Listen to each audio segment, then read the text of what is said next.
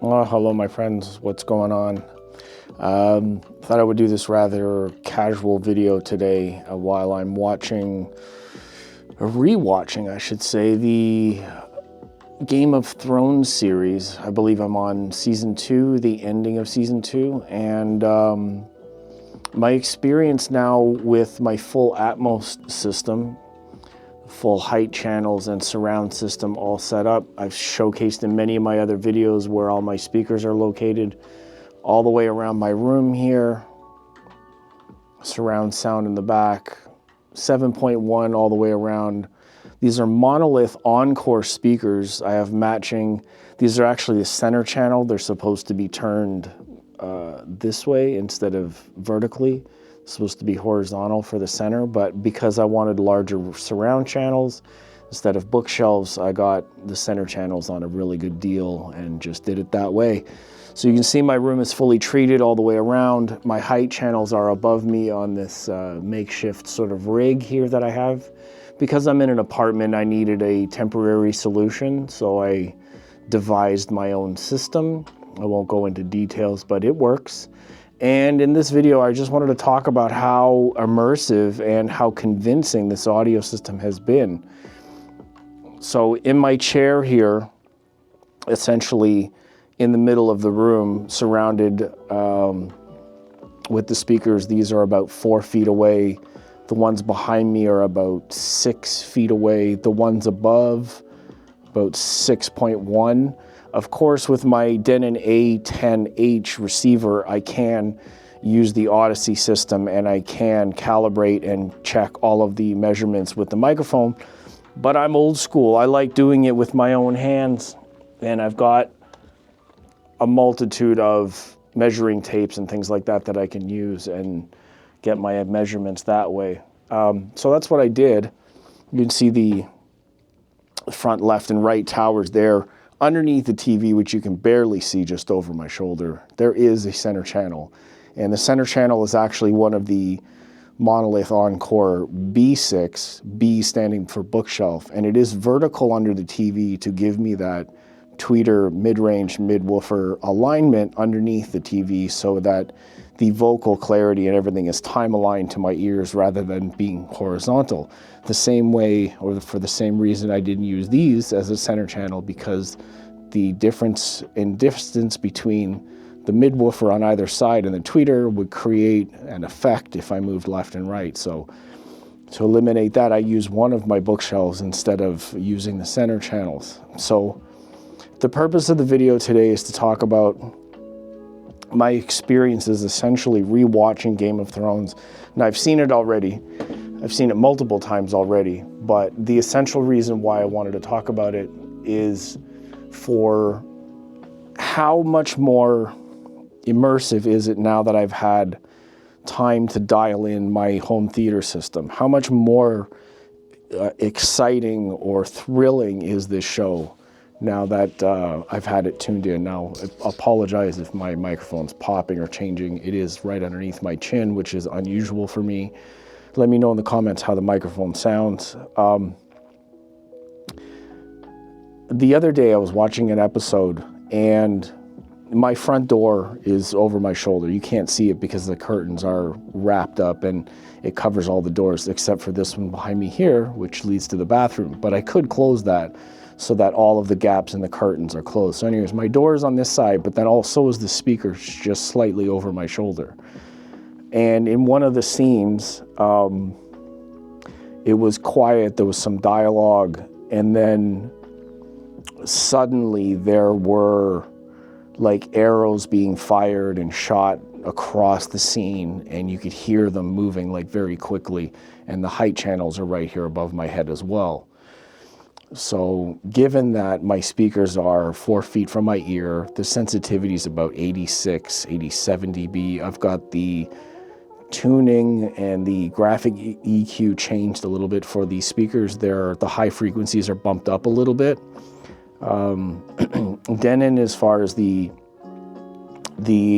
high frequencies are concerned, pardon me for a second. So this arrow came from across screen from off camera and across the scene, and it was so realistic. It actually made me jump, like literally jump, and look at my door. I thought maybe something was coming through the door or something happened in this area, that it shocked me so much. Now, I hadn't anticipated it being so realistic because I'd only tuned by hand, like I mentioned.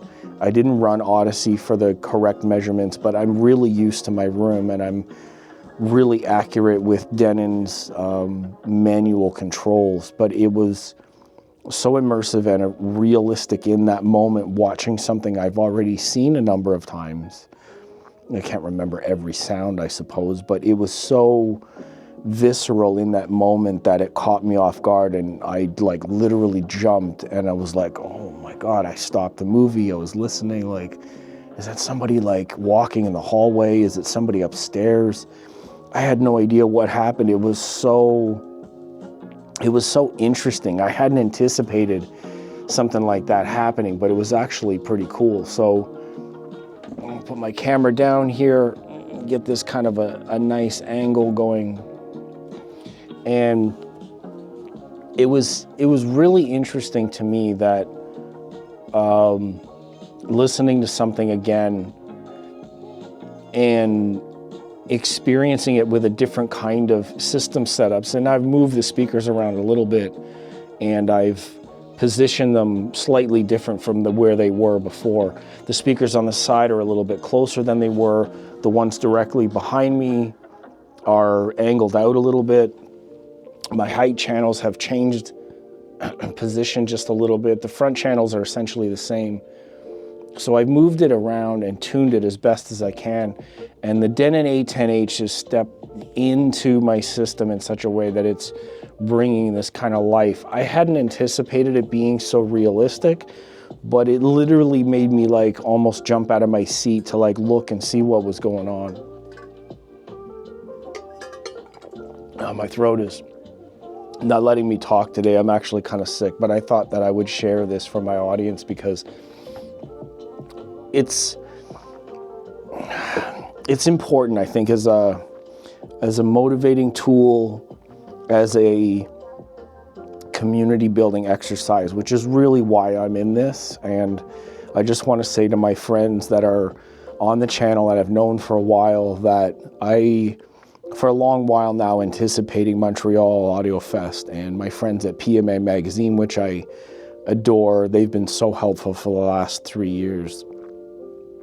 Some of my other partners doing shows. See, 2025 has presented a more, I would say, challenging year in terms of budget and availability.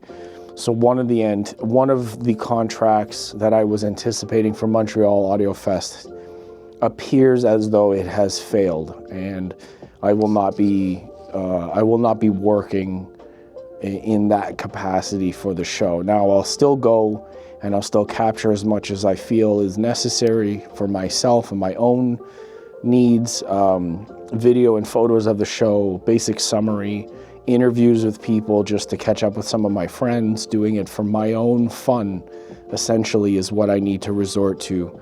And that piggybacks on the idea that now that Montreal has failed and that gig may not fall through, I don't know if I'm going to make it to Expona, because one was sort of riding on the other. And because I don't have local support or international, so U.S. support, and right now with the politics and money and finances and economics that's going on, it's such a mess to predict, and I'm not in a position where my channel or my reach or my work is able to support and to essentially pay my way. Very small, I'm very new. People know me, of course. I'm friends with a lot of people, but being friends doesn't get you the work. That's not how this works. I've figured, I've heard that before. It's not what you know, it's who you know. But apparently in this industry and whatever the things that are going on right now, being known is not enough. So I don't really know what's going to happen. I had bought thousands of dollars worth of camera equipment anticipating this job. I was on deck for 2 or 3 months waiting for a final answer, and now that we're 3 weeks away, the answer is essentially no. And that doesn't feel good at all. I've basically put a lot up for this kind of work and I'm getting rejected. So it's not good. I need to come up with another plan. Of course, I still love audio, and that's why I'm here, and that's why I went down the tangent, is to say, like, I'm talking about my home theater system here and an experience that I had at home with something that I really enjoyed, to just make conversation for my friends and the community, because building the community and talking with your friends is more important than the work. The work is essentially part of an industry. Of course, everybody needs to do sales and looking for advertisement, but at the same time, that's not why I got into this. I have to remind myself that I got into this whole hobby and the idea of media to share what I love with my friends and not work for them. And if I can continue to make that happen somehow, I will continue to do that. However, times are what they are. I have to adapt and change and move along. And that's why I'm using my home theater system a lot more now, because this year is also complicated by the fact that I'm sharing my space. So 2025 is going to bring about some changes, but I'm still here and I'm enjoying my home theater system to the point where updating the Denon A10H and retuning my room for the surround sound has brought so much new experience. The fact that I want to watch all kinds of new movies again, or movies that I've known, to re-experience what that's like. It's pretty brilliant. If you treat your room and you do a little bit of the magic and you do some measurements like I talked about in a previous video, then you can get some pretty incredible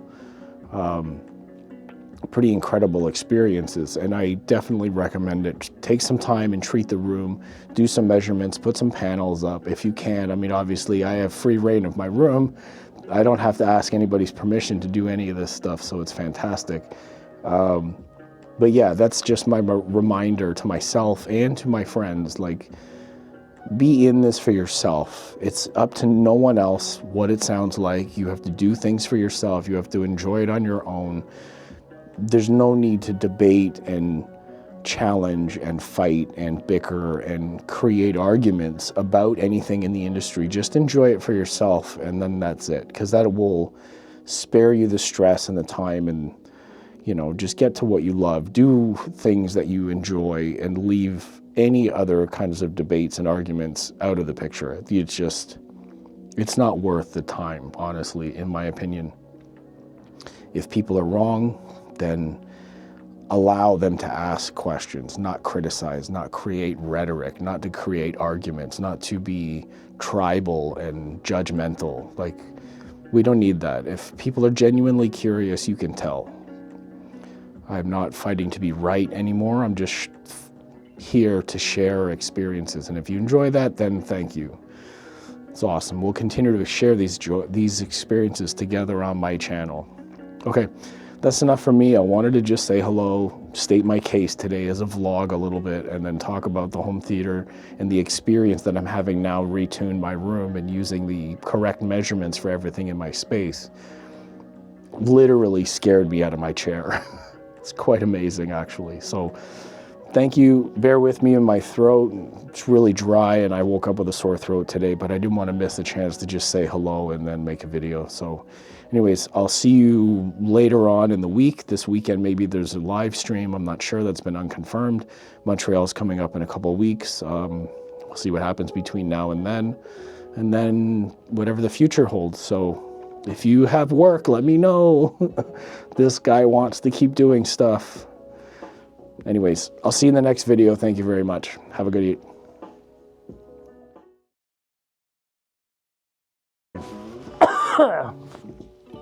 It's a good sign. I need to have a drink, and I'm going to do this without editing because that's real life.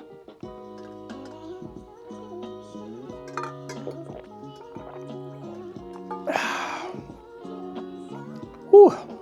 Almost choked to death on my own video. Pardon me. That's terrible. I have to cut that out somehow. Now I'm like crying here.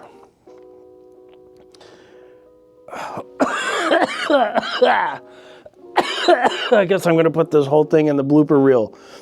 Oh God, why am I crying? Audio is just so sensitive.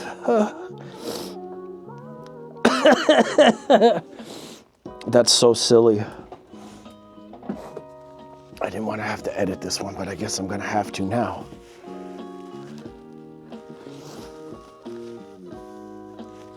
I wonder what's going on there. I did wake up with a sore throat, so. Anyways, let's sit back down here. So yes, in this scene, the arrow was flying across the screen area, essentially from an angle off screen, and oh fuck.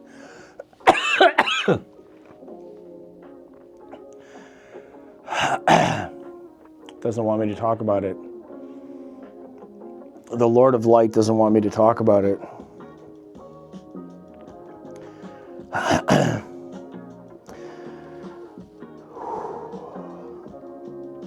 Anyways,